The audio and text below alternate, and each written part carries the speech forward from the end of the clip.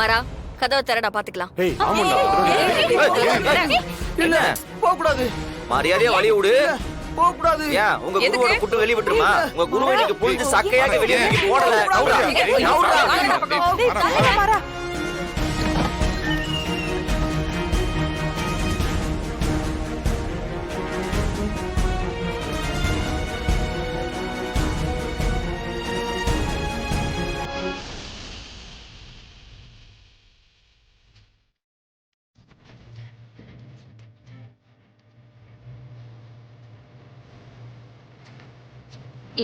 எப்படி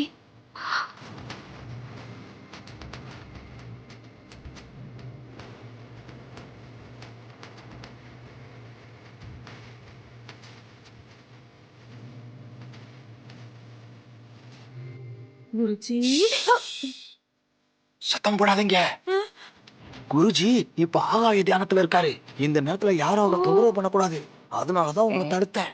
ஐயோ, கண்குள்ளா காட்சியா இருக்கே. எங்க வீட்டுக்கு இந்த பாக்கியம் கிடைச்சிருக்கே. குருஜி, உங்க மகிமையே மகிமை. டேய் பாத்தியா, அவரை என்னெல்லாம் தப்பா பேசுன கண்ணத்துல போட்டுக்கோ. குருஜி நம்ம வீட்டுக்கு வந்திருக்கிறது, இங்க தங்குறது, இப்படி ஒரு யாகத்தை இப்ப பண்றது, இதுக்கெல்லாம் நம்ம ரொம்ப கொடுத்து வச்சிருக்கணும்டா. பாருங்க, எல்லாரும் நல்லா பாருங்க. டேய், இந்த மாதிரி நான் நேர்ல பார்த்ததே இல்லடா. இப்படி ஆகாயத்துல பறந்துட்டு இருக்காரு. டேய் மாறா, இவரை பார்த்தா ரொம்ப பவர்ஃபுல் ஆள் மாதிரி இருக்கு. அப்புறம் அவர் பவரால உனக்கு சாபம் விட்டுற போறாரு, பார்த்து இருந்துக்கோ. நிஜமாதான் இந்த ஆள் அங்கத்துல பறக்குறானா இல்ல ஏதாவது செட்டப்பா இருக்குமா? எனக்குமே அந்த டவுட் இருக்குடா. நம்பவே முடியலையே. எப்படி ஒரு மனுஷன் எப்படி அந்த இடத்துல பறக்க முடியும்? கரெக்டடா. 9 கிரகத்திலையும் உச்சம் பெற்ற ஒருவர் ஆகாயத்திலையும் பறக்கலாம், வேற்று கிரகத்திலையும் பறக்கலாம். இதெல்லாம் சாதாரணம். இது எங்க குருஜி செய்யற அதிசயங்கள்ல ஒண்ணு. அப்படியா?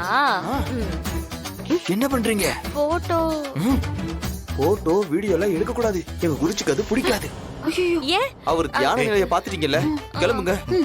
தியானம் முடிய இன்னும் 1 மணி நேரம் ஆகும். கீழே எதுவும் விழுந்துட மாட்டாரா? வீரா, வர வர அவன் வாய் உனக்கு ஒட்டிக்குச்சுல. குருஜி அப்படிலாம் பேசக்கூடாது, தப்பு. சாம இருங்க.